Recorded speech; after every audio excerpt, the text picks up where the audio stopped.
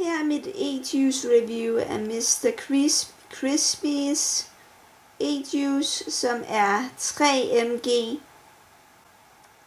Jeg kunne ikke finde VPG-forholdet, så jeg gætter på det høje VG. I dens flavor profiles har den skumfidus, vanilje fra Madagaskar og Rice Krispies.